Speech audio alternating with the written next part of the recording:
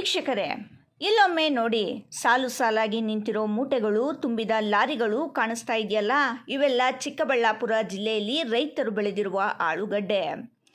ಈ ಬಾರಿ ಆಲೂಗಡ್ಡೆ ಬೆಳೆ ಉತ್ತಮ ಫಸಲು ಬಂದಿದೆ. ಆದರೆ ಮಾರುಕಟ್ಟೆಯಲ್ಲಿ ಆಲೂಗಡ್ಡೆ ಕೇಳೋರೇ ಇಲ್ಲ. ಹಾಗಾಗಿ ಸಹಜವಾಗಿಯೇ ಆಲೂಗಡ್ಡೆ ಬೆಲೆಯಲ್ಲಿ ಕುಸಿತ ಕಂಡಿದೆ.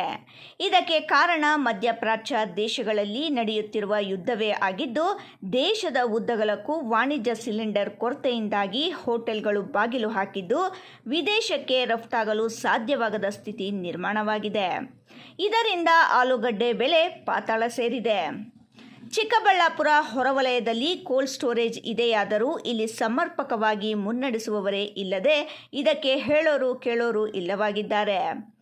ಪ್ರತಿ ವರ್ಷ ಫೆಬ್ರವರಿ 15ರೊಳಗೆ ಆರಂಭವಾಗಬೇಕಿದ್ದ ಈ ಶೀತಲೀಕರಣ ಘಟಕ ಈ ಬಾರಿ ಮಾರ್ಚ್ 23ಕ್ಕೆ ಆರಂಭವಾಗಿದೆ. ಇದಕ್ಕೆ ಕಾರಣ ಈ ಕೋಲ್ಡ್ ಸ್ಟೋರೇಜ್ ಉಸ್ತುವಾರಿ ನೋಡಿಕೊಳ್ಳೋರೇ ಪತ್ತೆ ಇಲ್ಲವಂತೆ.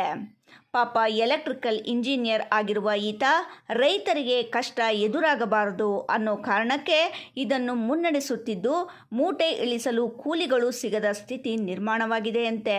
ಉತ್ತರ ಭಾರತದ ಪಂಜಾಬ್ ಸೇರಿದಂತೆ ಹಲವು ರಾಜ್ಯಗಳಿಂದ ಕೂಲಿಯಾಳುಗಳನ್ನು ಕರೆತಂದರೂ ಅವರು 3 ದಿನಕ್ಕೆ ಓಡಿ ಹೋಗ್ತಿದ್ದಾರಂತೆ.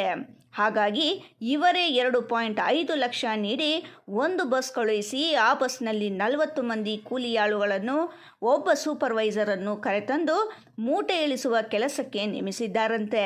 ಏನು ಮಾಡೋಕ್ಕಾಗೋದಿಲ್ಲ. ನನ್ನ ಹತ್ರ 40 ಜನ, ಅದು ಸಿಕ್ಕತ್ತು ಕಷ್ಟ ಆಗಿತ್ತು. ಪಂಜಾಬಿಂದ 2,20,000 ರೂಪಾಯಿ ಬಸ್ಸು ಕೊಟ್ಟು ಟ್ರೈನಲ್ಲಿ ಕರ್ಕೊಂಡ್ಬಂದ್ರೆ ಓಡೋಗ್ತಾರೆ ಅನ್ನೋ ಉದ್ದೇಶಕ್ಕೋಸ್ಕರ ಅಲ್ಲಿಂದ ಬಸ್ ಮಾಡಿ ಅವ್ರನ್ನ ಕರ್ಕೊಂಡ್ಬಂದಿದ್ದೀನಿ. ಅವ್ರಿಗೆ ಯಾವುದು ಸೂಪರ್ವೈಸರ್ ಬಂದೇನೆ, ಅವ್ರು ಬಂದಿರೋದ್ರಿಂದ ಇಷ್ಟು ಅನ್ಲಾಡ್ ಆಗ್ತಾಯಿದೆ, ಇಲ್ಲಾಂದ್ರೆ ಆಗ್ತಾ ಇರಲಿಲ್ಲ.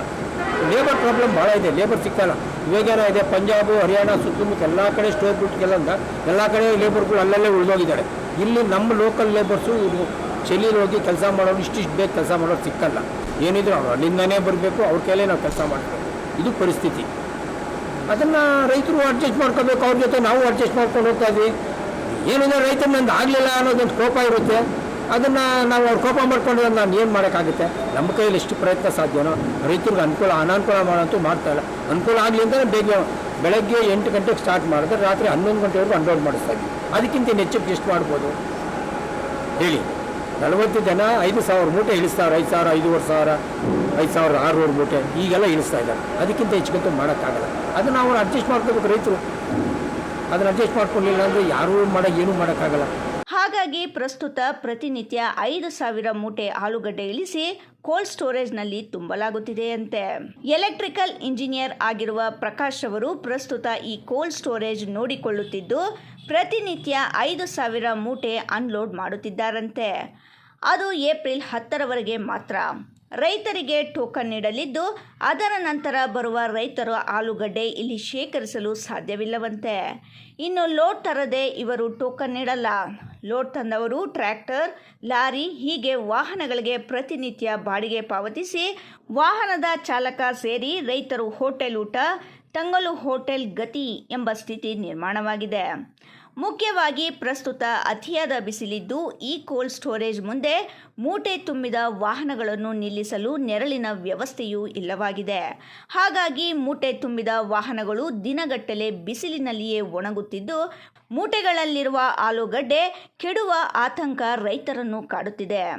ಇನ್ನು ಈ ಪ್ರಕಾಶ್ ಹೇಳುವಂತೆ ಫೆಬ್ರವರಿ 15ಕ್ಕೆ ಆರಂಭಿಸಬೇಕಿದ್ದ ಕೋಲ್ಡ್ ಸ್ಟೋರೇಜ್ ತಾಂತ್ರಿಕ ದೋಷದ ಕಾರಣಗಳಿಂದ ಮಾರ್ಚ್ನಲ್ಲಿ ಆರಂಭಿಸಲಾಗಿದೆ.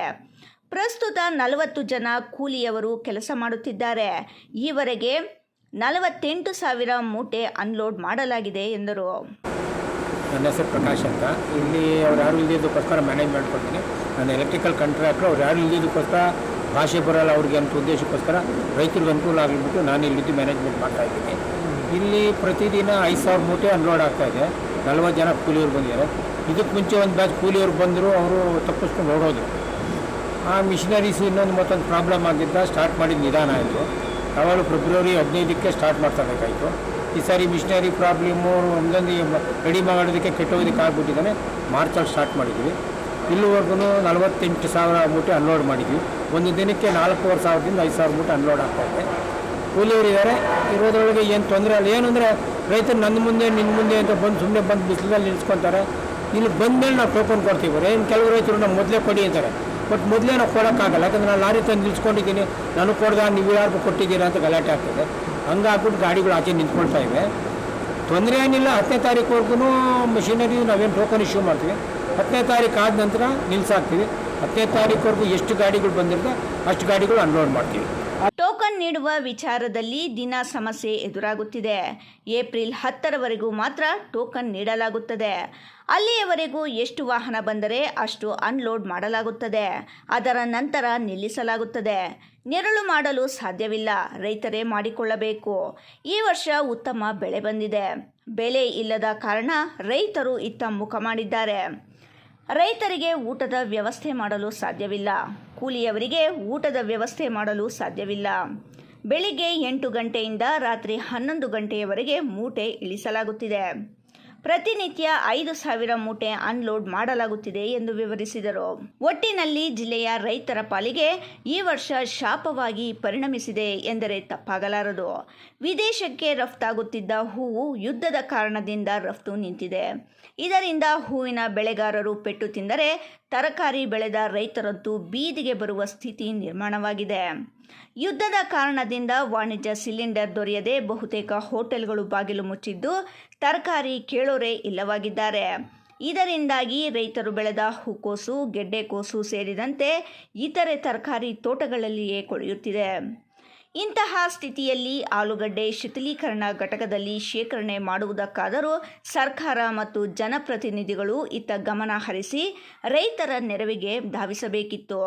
ಆದರೆ ಸರ್ಕಾರ ಪೂರ್ತಿ ಉಪಚುನಾವಣೆ ಪ್ರಚಾರದಲ್ಲಿ ತೊಡಗಿದ್ದರೆ ಅಧಿಕಾರಿಗಳು ತಾವು ಆಡಿದ್ದೇ ಆಟ ಎಂಬಂತೆ ವರ್ತಿಸುತ್ತಿರುವುದು ರೈತರ ಪಾಲಿಗೆ ನುಂಗಲಾರದ ತುತ್ತಾಗಿ ಪರಿಣಮಿಸಿದೆ. ಈಗಲಾದರೂ ಸಂಬಂಧಿಸಿದ ಅಧಿಕಾರಿಗಳು ಮತ್ತು ಜನಪ್ರತಿನಿಧಿಗಳು ಇತ್ತ ಗಮನ ಹರಿಸಿ ಆಲೂಗಡ್ಡೆ ರೈತರ ಸಮಸ್ಯೆ ಪರಿಹಾರಕ್ಕೆ ಗಮನ ಹರಿಸಲಿದ್ದಾರಾ ಕಾದು ನೋಡಬೇಕಿದೆ. ವಿಜಯರಾಜ್, ರಾಯಲ್ಸ್ ಕನ್ನಡ, ಚಿಕ್ಕಬಳ್ಳಾಪುರ.